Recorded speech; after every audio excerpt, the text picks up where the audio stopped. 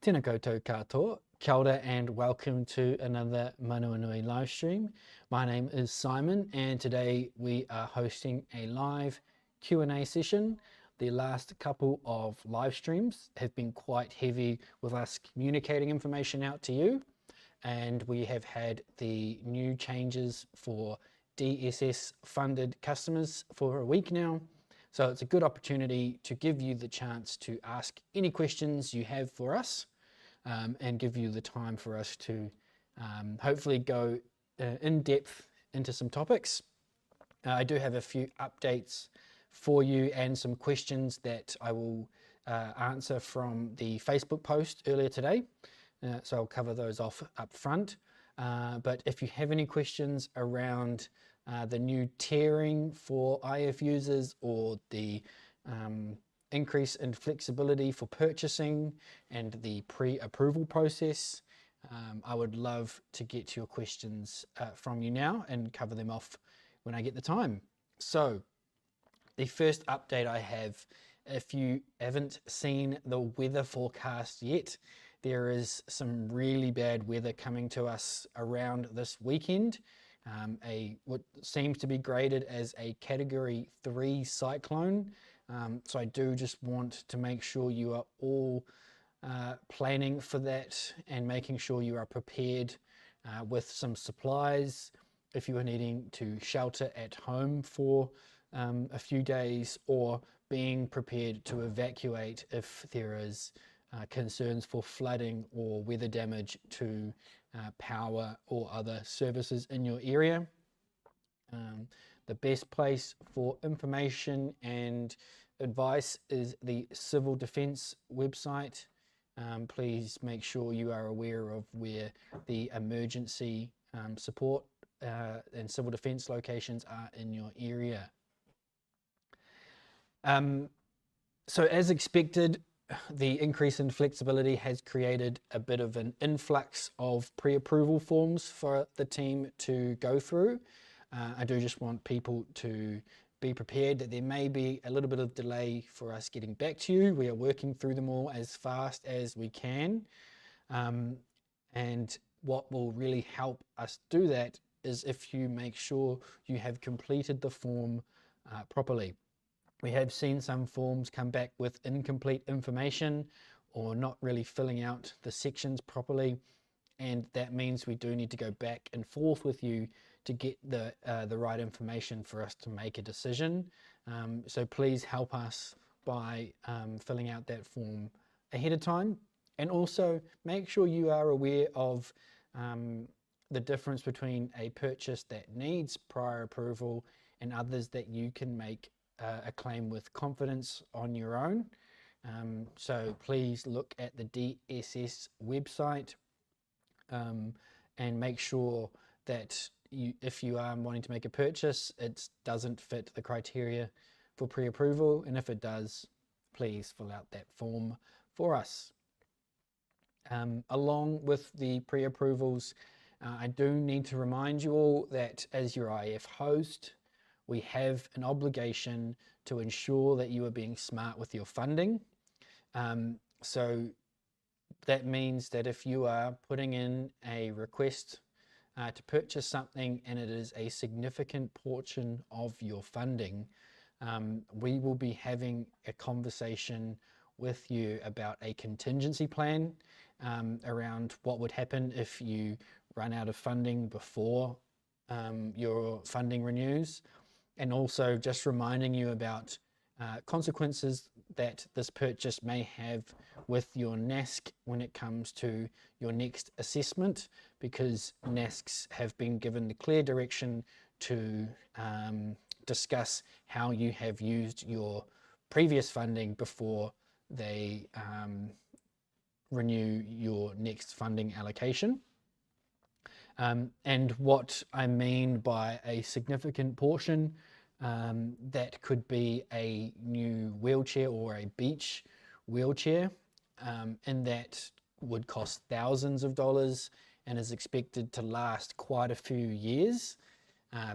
If you're going to make a request for something like that, be prepared for us to just double check that you have considered all of the possible impacts on your funding, both current and future, because you may really think you want and need a purchase, and we just have a responsibility to make sure that you consider just how appropriate that purchase is. And please do remember that we are doing this as a team. It's not an us versus you process with these pre-approvals. We want to support you to use your funding to create the best possible outcome for you, but we are just making sure that we play our part in the new system that DSS has set up. Yeah, so that's everything I have on pre-approvals. I do have some questions from the Facebook post earlier, but I just want to remind you now, this whole live stream session is for Q&A. So you've got plenty of time for me to go through your questions with you. So please put it in the comments and I will get to them as soon as I can. So the first question from the Facebook post says, I have already purchased a pair of headphones from my current funding. Am I allowed to purchase another set of headphones?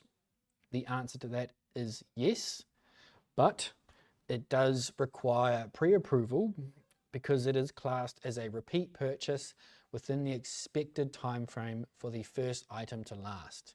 Right, so we expect a pair of headphones to last more than a year, and so we need to understand why you are needing to purchase another set of headphones.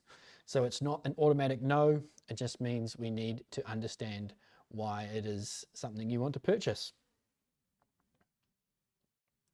The next question is, can we get support worker flu vaccinations? So yes, if you want to ensure your staff are vaccinated for the flu this winter, you can use your funding to reimburse your staff for getting their flu vaccinations at their local GP or wherever is most convenient.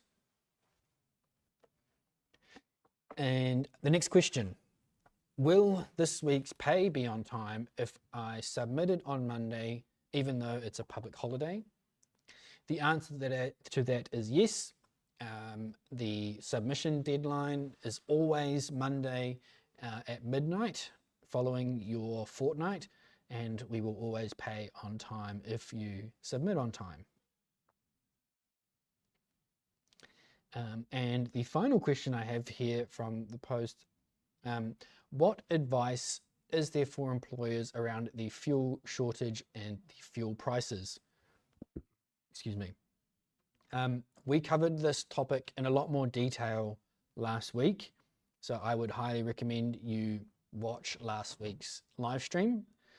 You can skip past the first part as we're talking about the DSS changes. But yeah, there was a good chunk of the live stream dedicated to some guidance that you as employers can use to help support your staff so that they can continue to support you. To really put it simply, you now have the flexibility to modify the mileage rate your staff are paid. You can look at what the price of fuel was when the last inland revenue mileage rate was set. You can then look at the difference in the price of fuel with what it is now, and you can increase the mileage rate based on that to support your staff to not be negatively impacted if they are taking you places in their own vehicle. If you are worried about your staff being able to get to you they're getting to and from work, you can consider a fuel allowance, and that is about covering the additional cost of them getting to and from work than what they would normally incur. You are always able to contact the Employers and Manufacturers Association. Because you are a Manawanui customer, you can call their advice line, ask them if they have any guidance about temporary support for additional travel costs for your employees, and they may be able to give you some ideas for ways to help. But I will remind you that you do need to consider how that will impact your funding allocation if you are going to increase how much you pay your staff in relation to their fuel costs. Yeah, so it is about balancing that. Questions from the comments. Alex says, what is the current time frame on pre-approval forms? We don't have an exact time frame, but it is also on a case-by-case basis, something that is a lot easier for us to make the decision on will come back to you faster. Sometimes the person who receives your pre-approval form may need a second opinion if they're unsure, and that will take some time, a little bit longer, sorry, for you to get an answer. But you shouldn't be waiting an extreme amount of time. I will reply to your comment directly. I will speak to the team who are dealing with pre-approvals, and I will let you know what the average time frame is. I'm not going to make a commitment on this live stream without speaking to them about what, how long it's taking. Hopefully that's okay with you. Jeremiah says, if items were approved before the flexible funding rules were removed, do we have to get approved again? Unfortunately, we do need to operate under the new rules.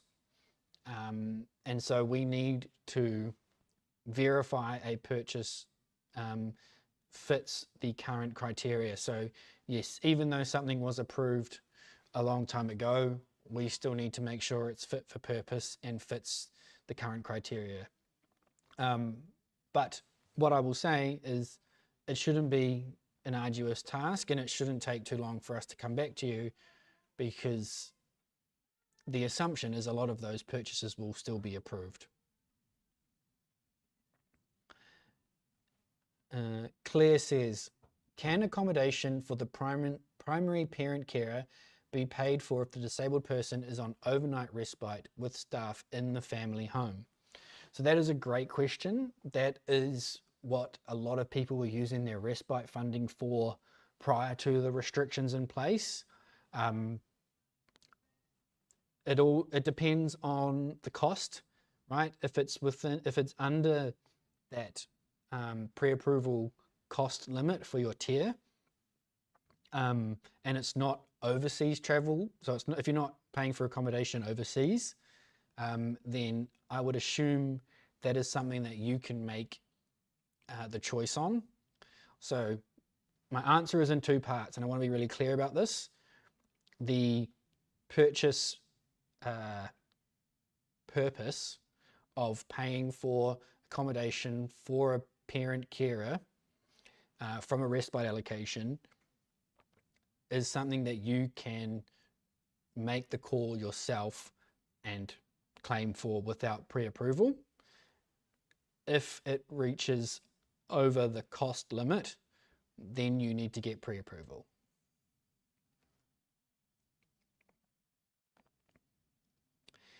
Elizabeth says, would a fuel allowance be non-taxable in the same way as a reimbursement?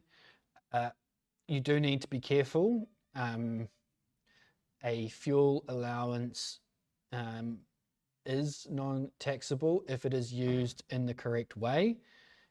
I would consult the Inland Revenue website. They have information on fuel allowances and when it may require tax to be paid on it. Just make sure you are keeping yourself safe. I can't give you a yes or no without all of the details of what the fuel allowance is going to be. Lourdes says, hi Simon, no funding plan appears in my timesheet tab of the portal. What does this mean? It means that we don't have an up-to-date individualized service plan, or you'll hear people refer to it as an ISP, for the funded person. So that means sometime in the near future, we will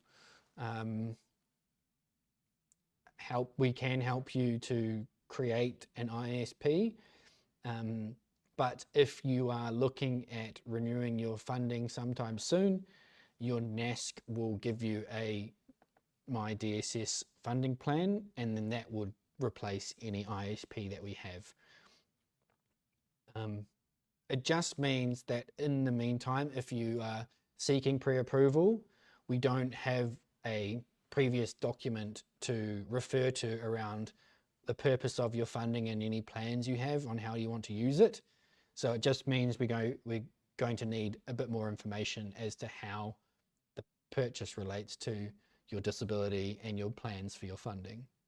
So it's nothing to really worry about, and it will get resolved in its own time. Stephanie says, are these changes for everyone? My funding comes from the Ministry of Health, or am I still not able to purchase? So this is where the portal is not helpful. It's because still when you look in your portal, it'll say Ministry of Health or Ministry of Health Respite, but that is actually funding that comes from DSS, which is MSD, which means you have the new rules in place. If you look in your portal and your funding says Auckland DHB or Waitemata DHB, you are not included in these changes, unfortunately. But if it says Ministry of Health, that is just our portal living in the old days, and you are included, and your funding is actually from MSD.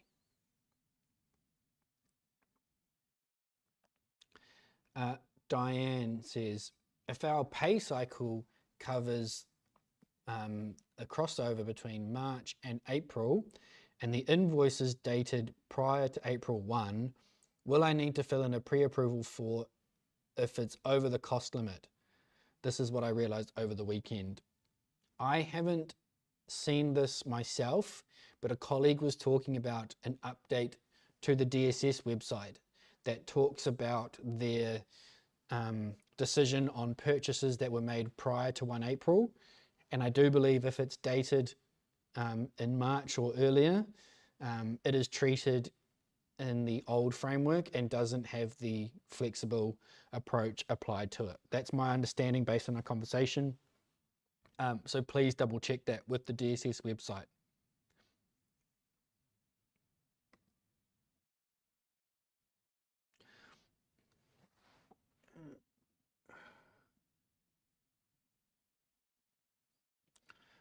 Jemima says, do we have to fill the new form every time a purchase is requested to be paid, even though it was approved under different guidelines?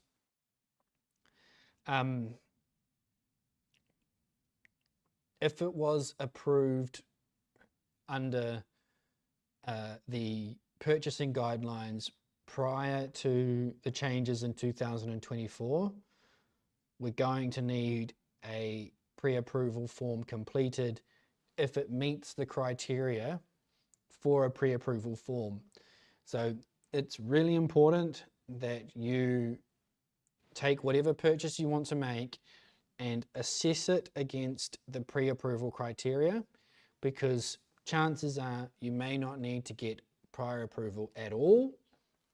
But if you are not sure, ask us first and we will tell you whether you need to fill out the form or not.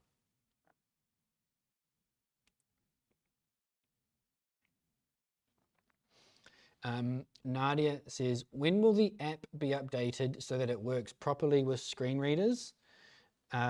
We are we have begun the process of completely redesigning the mobile app.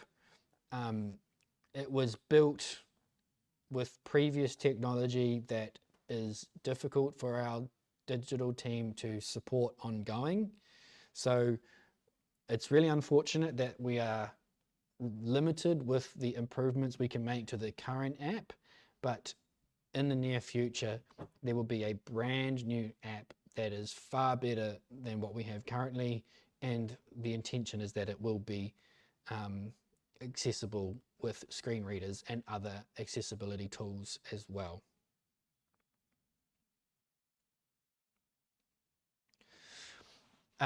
Jenny asks, what is the position on purchasing CBD oil that is prescribed by a doctor?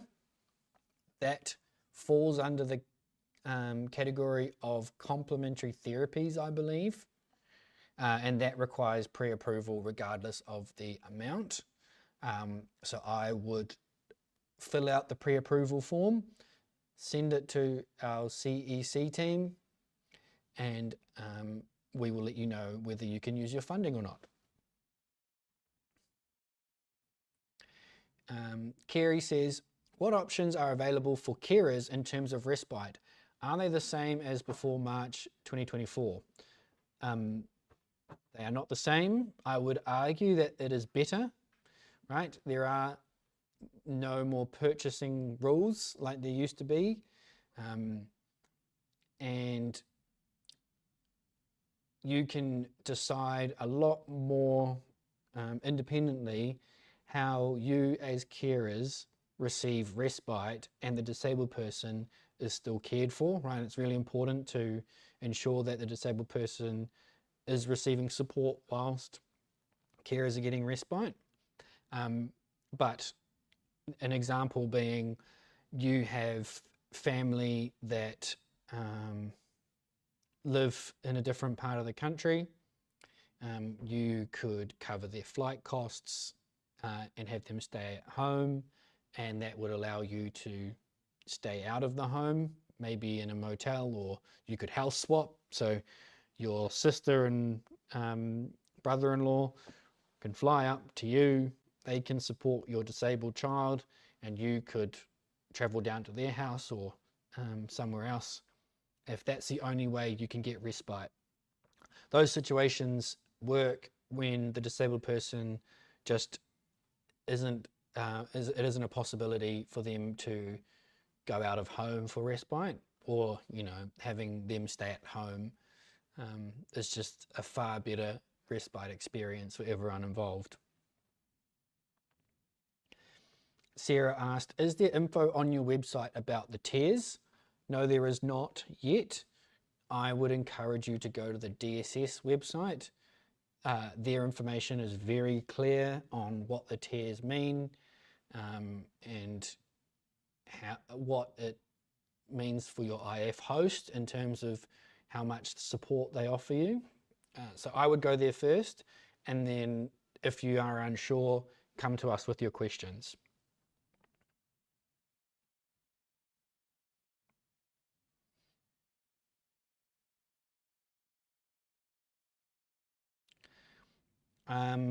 Vanessa says, are we now able to claim on audiobook subscriptions?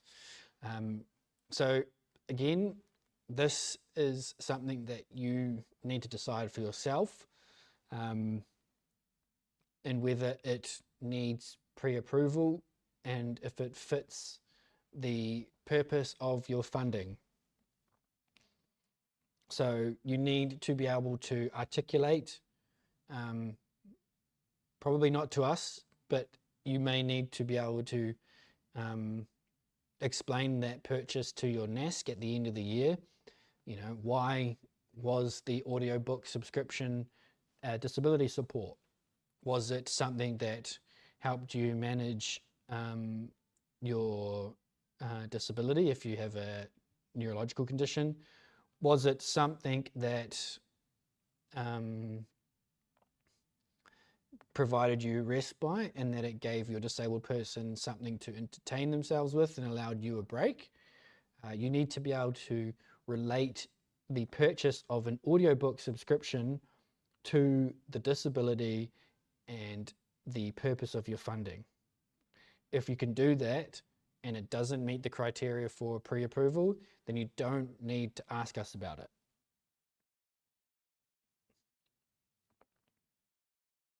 Elizabeth says, thanks, Simon. A quick Google search shows that a fuel allowance would probably be taxable, but reimbursement for actual cost isn't. Thank you very much. That is why is it important to look online at Inland Revenue, because they are the tax experts and I am just doing my best. Josh says, respite options include gaming now, which is awesome. Such a benefit to me as it's how I relieve from autistic burnout. Yes, that's fabulous news, Josh.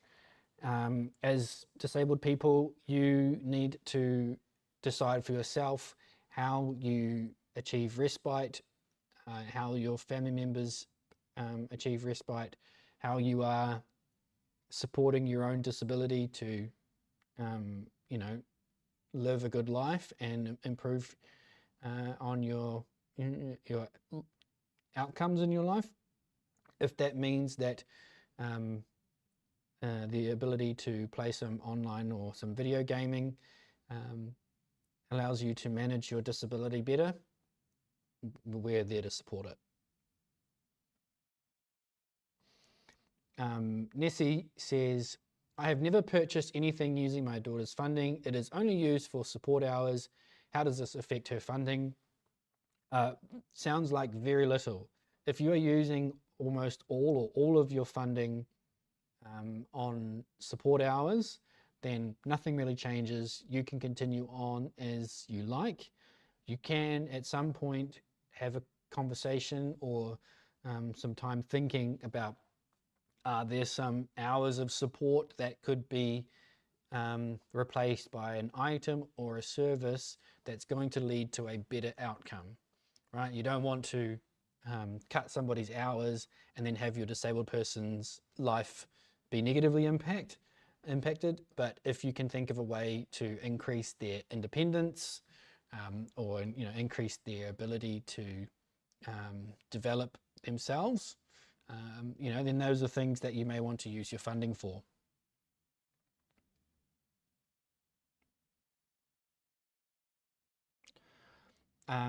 Crystal says, with new changes, will we be able to stay at motels with a spa bath for my son who loves them, or can I buy a spa bath with respite funding? This is not a very helpful answer. You may be able to do one or the other, if whichever one is going to achieve a better outcome. But if you missed the conversation at the beginning, if you're going to want to commit a large portion of your funding to a particular item, you really need to consider how that may impact your funding long term. Your NASC may review your spending and make changes to your funding allocation. If you buy an item like a spa, that's quite a large chunk and is expected to last a long time, then they may look at your level of funding and reduce it because you've already spent that money and it's going to continue to provide support.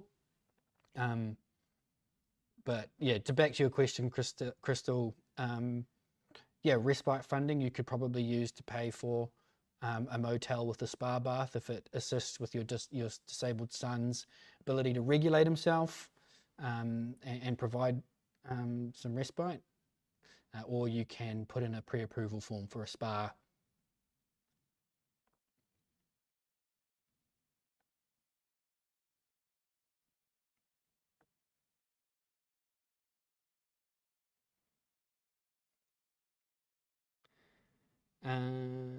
Nadia says, part of my respite is to go out for a coffee for a break. Can I do this now? That was prior to March. I'm not going to give you explicit approval, but what I will do is I'll give you advice, is that it seems like that is something that would not require pre-approval, and I can't immediately see a reason why you couldn't, right? My answers to some of these questions around can you do this or can you do that, I have to be careful because I want to give you confidence to make decisions, but also make you aware that the new way of working gives you more freedom to decide how to spend your funding, but it also comes with a higher degree of accountability when you meet with your NASC to discuss how you used your funding. Was it effective? Has life got any better? Has, you know, your quality of life improved? Have you developed some new skills or coping mechanisms? Whatever it may be. So when it comes to, you know, providing respite via a coffee break, I don't see why not, but it is something that you will probably need to decide for yourself if it is a good use of your funding.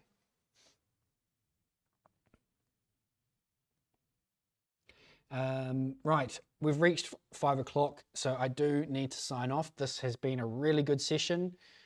Thank you to all of you who have asked questions. If any questions have come through that I did not cover, I will reply to them as comments tomorrow when I'm back in the office. Next week, we have representatives from DSS on the live stream, and we are going to be talking about the changes. They'll be there ready to take your questions. If you have questions that you want to direct at DSS representatives directly, so please tell your friends, tell your other IF users that you know of that we've got DSS on a live stream. I'm really looking forward to it. And from me, thank you again for tuning in. I hope you have a lovely weekend. Please look out for yourselves, your friends, your neighbours. Over the weekend, it does look like it's going to be very nasty, but have a lovely evening. Ka kite.